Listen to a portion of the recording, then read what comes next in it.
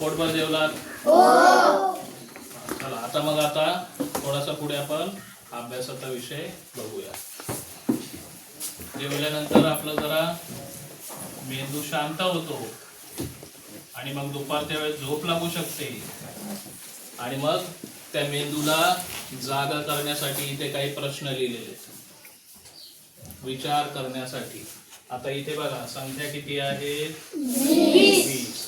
हे चिन्ह कसलं आहे? वजाबाकी. आणि इथे चौकोन लिहिलाय आणि पुढे बरोबरचं चिन्ह 17.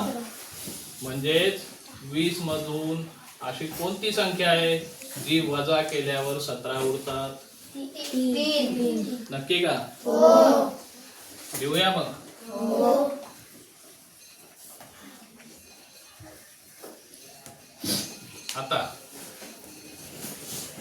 आता इथे सुरुवातीलाच रिकामी जागा दिली आणि बेरजेचं चिन्ह केलंय. पुढे किती अंक लिहिलाय? 17. किती मध्ये 17 मिळवल्यावर 20 होतात? 3. बरोबर आहे का? आता याला काय म्हणणार आहे? इथे क्रिया कोणती केली? इथे क्रिया कोणती केली? 20 मधून 3 वजा केले तर 17 उरतात आणि 3 मध्ये 17 मिळवले तर 20 होतात. म्हणजे वजाबाकीच्या विरुद्ध क्रिया काय आहे? बेरीज. आणि बेरीजच्या विरुद्ध क्रिया काय आहे? वजाबाकी. लक्षात आलं तुमच्या? आपल्याला 4 क्रिया शिकवल्या जातात: बेरीज, वजाबाकी, गुणाकार आणि भागाकार. तर वजाबाकीच्या विरुद्ध बेरीज ही क्रिया आहे आणि बेरजेच्या विरुद्ध वजाबाकी ही क्रिया आहे. अजून एखादं उदाहरण बघू आपण. आता पहिले बेरजेचं बघू. किती अंक लिहितोय ते वाचायचं.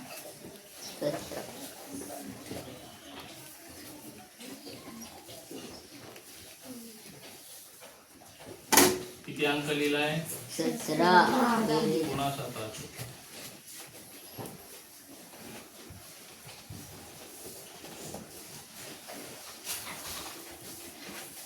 या प्रश्नाचा अर्थ कळला तुम्हाला?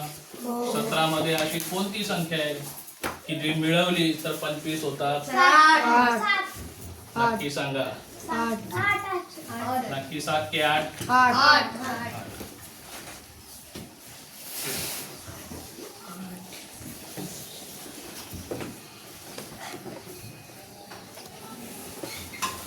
दिसतोय ना 8 बरोबर?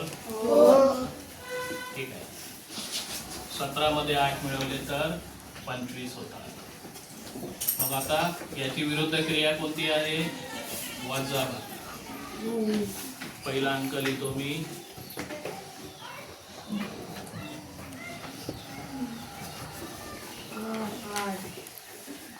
बरोबर लिहिलं? असं येईल का विरुद्ध क्रिया? वजाबाकी दाखवायची ना.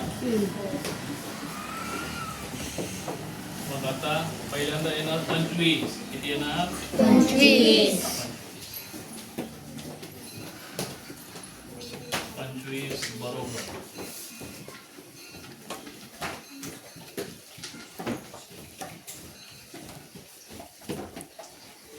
बघू दे.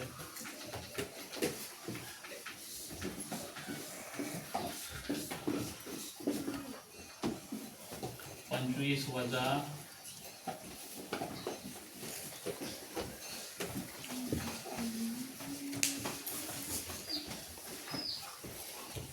17 बरोबर लिहिला का? आता मुद्दाम चुका केल्या का तर तुम्ही मला सांगा सर इथे चुकीचं लिहिलं, पण कोणीच काय बोललं नाही. इथे संख्या किती आहे?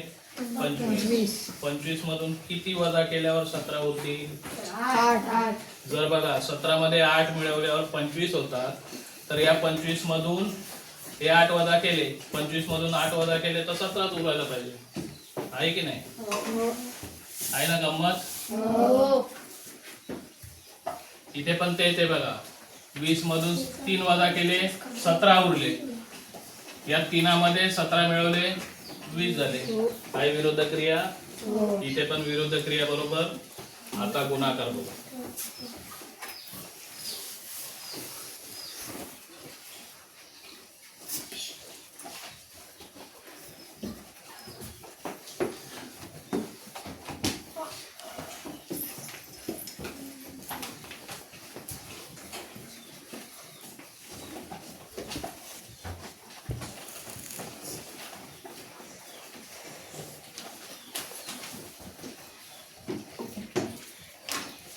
किती येईल ते उत्तर? 5 कसं काय काढलं तुम्ही? 8 45 बरोबर.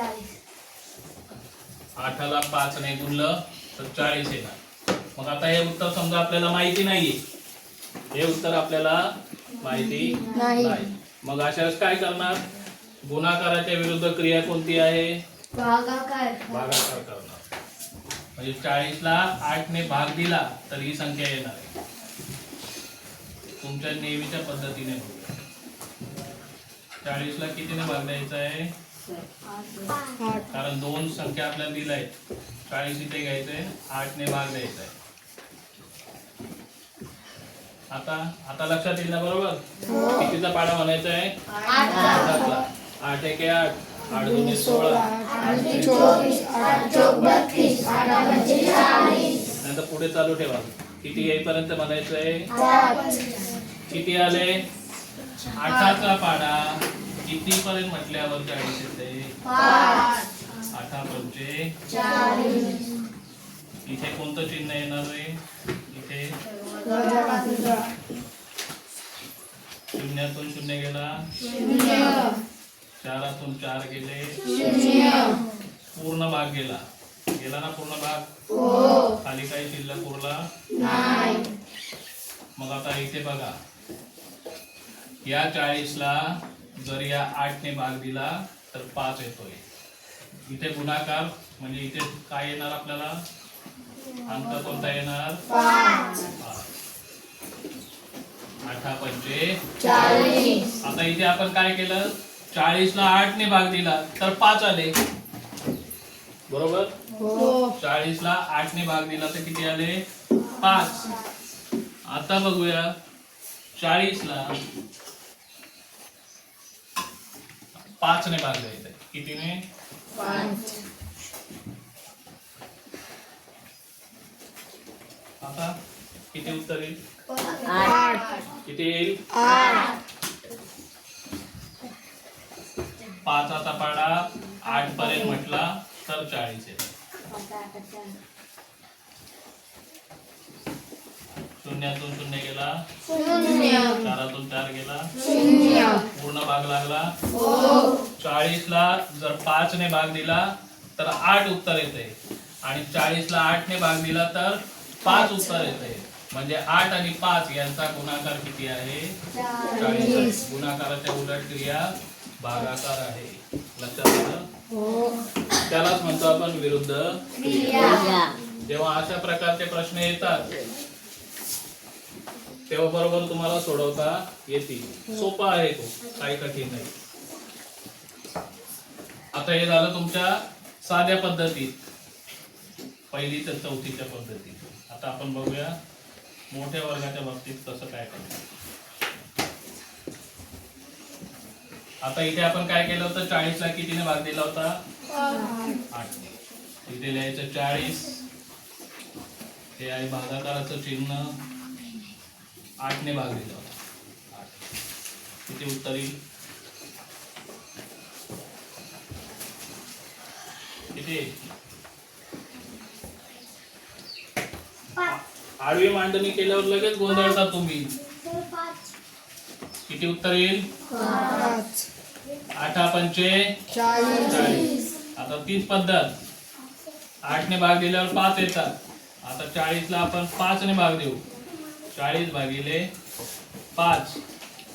आता किती उत्तर येईल? 8 म्हणजे 8 आणि 5 यांचा गुणाकार किती आहे? 40. या 40ला 8 ने भाग दिल्यावर किती येत आहे? 5. आणि 40ला 5 ने भाग दिल्यावर किती येत आहे? 8 आहे की नाही? गुणाकाराच्या विरुद्ध क्रिया भागाकार. लक्षात राहील? बेरजेच्या उलट क्रिया आणि वजाबाकीच्या उलट क्रिया. वजाबाकीच्या उलट बेरीज झोपले का? वजाबाकीच्या उलट बेरीज गुणाकाराच्या उलट आणि भागाकाराच्या उलट. याला काय शब्द आहे? विरुद्ध क्रिया. आता लक्षात राहील आणि अशा पद्धतीचे उदाहरणं सोडवता येतील. चला तर मग बाय.